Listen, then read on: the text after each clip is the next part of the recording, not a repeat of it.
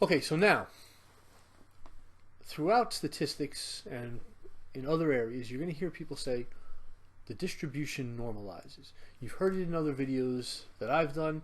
You've probably seen it on the homeworks that I've given you that it says assume a normal distribution. Why do we assume a normal distribution? Are all distributions normal? Well, no, they're not. So if they're not, why is it and how is it that we are able to say let's assume a normal distribution? The reason we do that is because of the central limit theorem.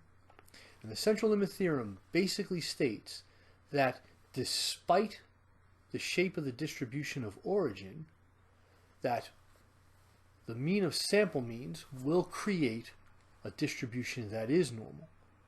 Okay, I get it. That makes almost no sense at all. So to help understand what we're talking about with the central limit theorem and why distributions are assumed to be normal or how that works, it's probably better that I give you an example. Okay, let's say we want to take a look at the ages of people at Mercy College. So on this axis we'll put their age, and on this axis we will put the frequency. So we want to go around, we want to say everybody associated with Mercy College. So students, faculty, staff, everyone. That distribution might look like this. It's probably going to be high-ended in frequency in the younger area here, in this area here, from students. And then as we increase in age, we're probably going to get down to this middle range and this low area down here. This is probably going to be mostly staff, some of the older students, some of the younger faculty. And then as it increases over here, it's probably going to be from non-traditional older students, from older faculty, older administration. So that's what you're probably going to end up looking at with this distribution, which again, this is not a normal distribution. And let's say as we do this and we take a look, we find that, we get a mean from this distribution. And let's say the mean, because of the way it's balanced, let's say the mean pulls to, let's say here. All right, let's say that's the mean, and we'll put mu here. And let's say the mean for this population of Mercy College people is, let's say it's 28. I don't know if this is true or not. This is sort of a hypothetical. So now, in our class, we have 30 people in the class. And each of us interviews 30 people to find out their age. So each one of us is going to have an n equaling 30. So my n would equal 30, and your n would equal 30, and the second n, the third n that somebody else has found, another person in the class's n would be 30, and so on. So we have our 30th n, n 30, which would equal 30.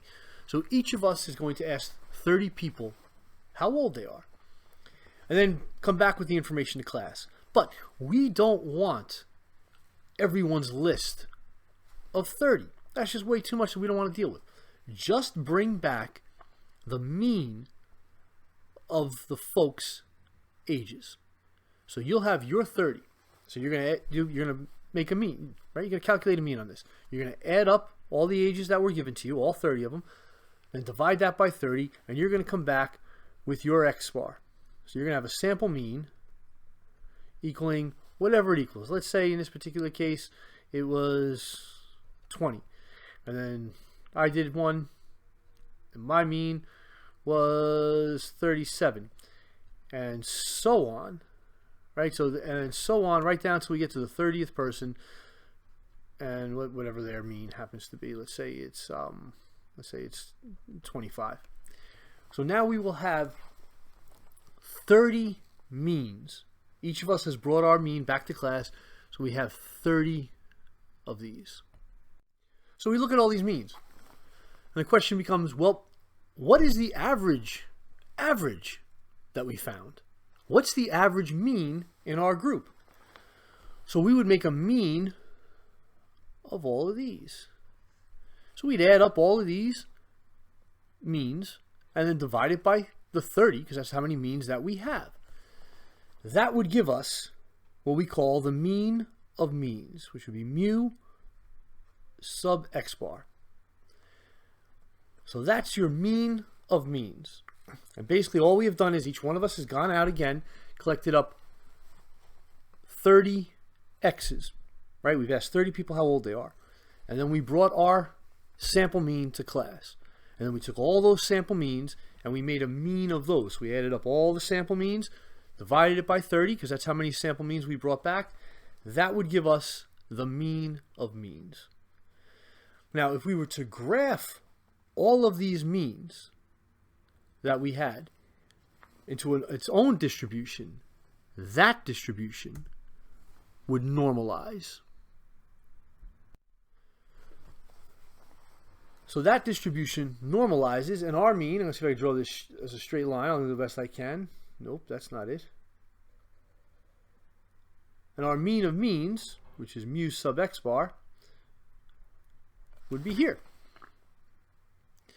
Now, we could increase the n that each one of us gets. And let's say we increase the n to, let's say, oh, I don't know, we decided instead of an n of 30, we each went out to get an n of 50. So each one of us gets this n of 50 here. And we do the same thing. We get our 50 x's. We asked 50 people their ages.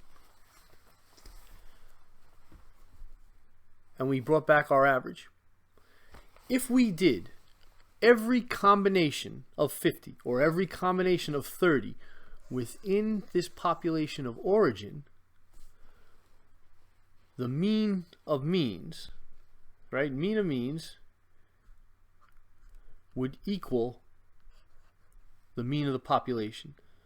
So in other words, if we had every possible combination of 30 or every possible combination of 50 or whatever the sample n is that we're looking for, and we did every possible combination, what we would find is that if our population mean, which in this case we said was 28, that our mean of means would also equal 28.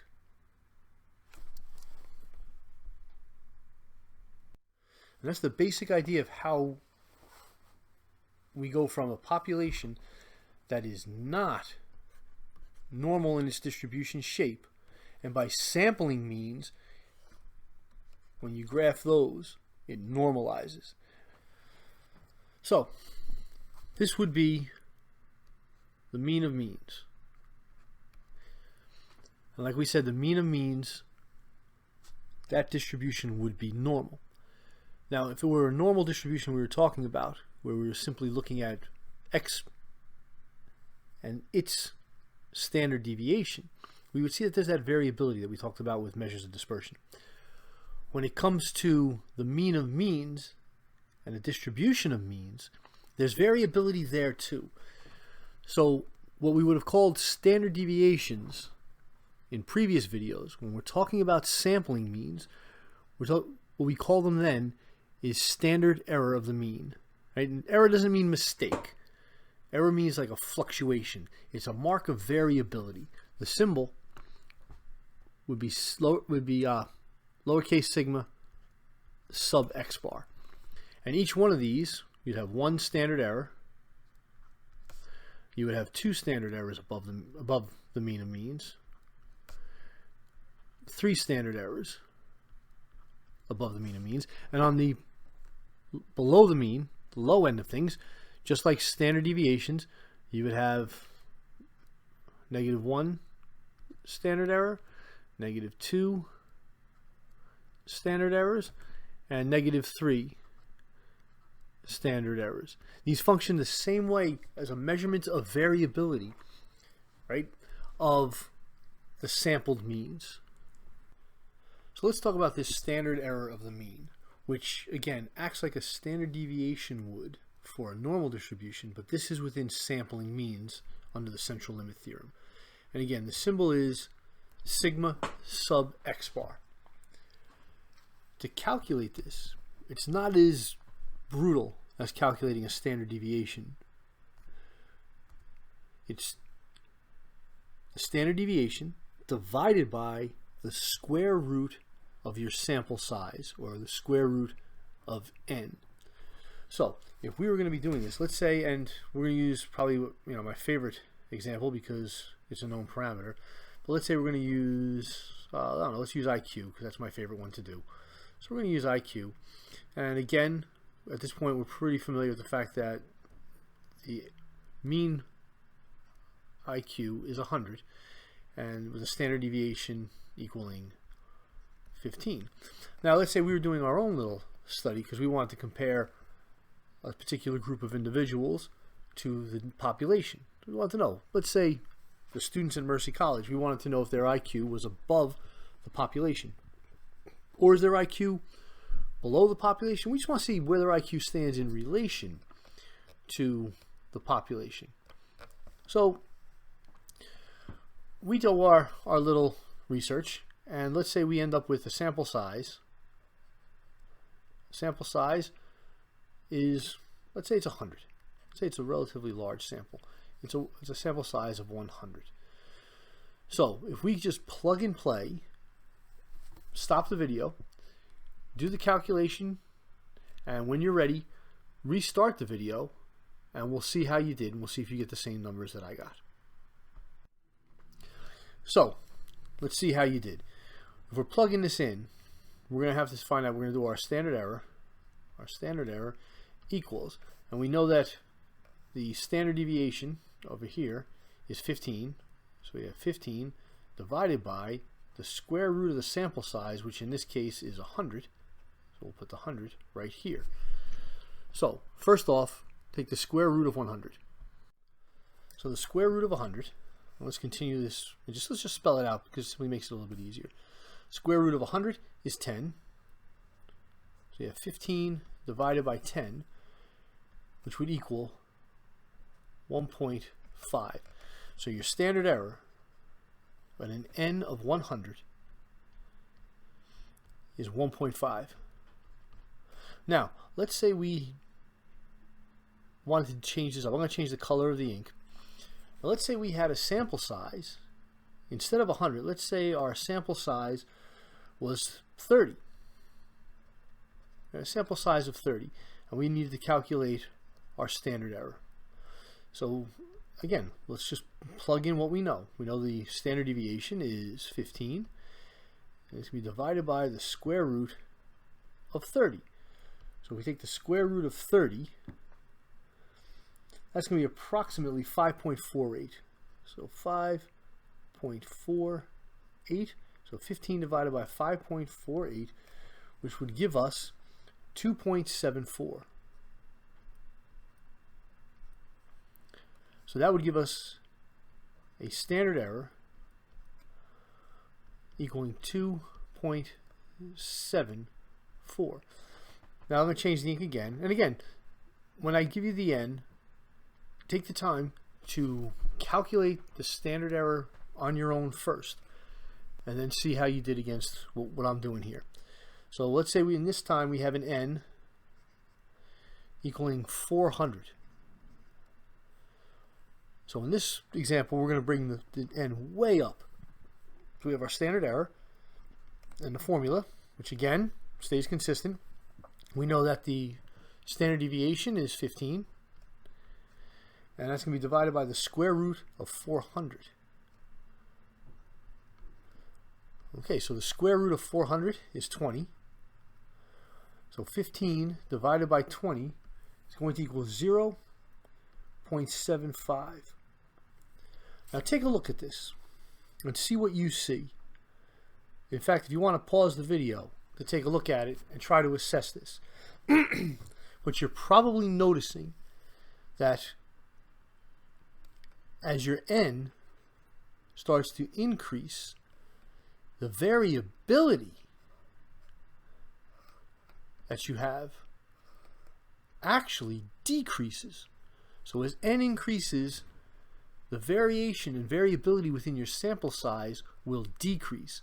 And as n decreases, the variability starts to increase. So that helps show you the importance of keeping your n as high as it needs to be, which is a separate topic. But if you keep n high, that helps reduce the variability around the population mean that you're assessing. So what does this mean, and how does this translate into what we're worried about? Well, with n, let's write these back up here. We'll change the color of the ink. You can't see it, but I can. Let's put it back to black. We had n equaling 100, and that had a standard error of 1.5 equaling 1.5. And then we had n, and I think I had it as a red ink, I don't remember. I think it wouldn't be that hard, right? Being that I'm making the video, but you don't make it all in one shot, sort of weird. And of 30, which gave us a standard error of 2.74. And then we had, let's change the color one more time, see if we can remember what it was. I think it was green. We have n equaling 400 with a standard error equaling 0.75. And as we said, as n increases, variability decreases, which means that as you increase your n, because you're only dealing with one sample size, right? And you want to make sure you have the n so that your sample size falls as close to the population mean. And again, just as a review, we know that the mean of means equals the population mean. So as you're picking out your one sample size, you want the n sufficiently high so that way it falls under the umbrella of the curve as close to the true population mean as possible. Because as the variability decreases, what ends up happening is you'll see that the curve will actually tighten up around, and of course this isn't entirely accurate, I'm drawing it by hand, but it tightens up, the kurtosis tightens up around the true population mean, and you want to get your sample underneath this umbrella. So where, let's say we had the red, which has a much larger one, we might find that that curve might actually be a bit wider around this, right? If we leave the curve itself at 100 as the normal distribution there. So as n increases, again, your variability decreases, which means the curve tightens up around the true population mean. So that way you can assess your sample as being close to the population of interest. Now, again, to make this whole thing work, particularly under Z, which is ultimately what we'll be talking about, you need an n that is greater than or equal to 30. If your n dips below 30, specifically below 28, the curve itself starts to lose the overall distribution. So if you had an n, let's say an n equaling 25, the kurtosis now is going to be relatively flat. So you're going to lose the empirical rule. So an n that's greater than or equal to 30 to make all of this work. Now how big of an n do you need? How large of a sample size do you need? Well, that'll be in a later video mentioned, but probably not covered in this class in much detail. But in grad school, you'll definitely go over it. But that is statistical power. So you have to do a power assessment to see what the n is that you actually need. But just in general, the general rule, an n greater than or equal to 30 to make this whole thing work out.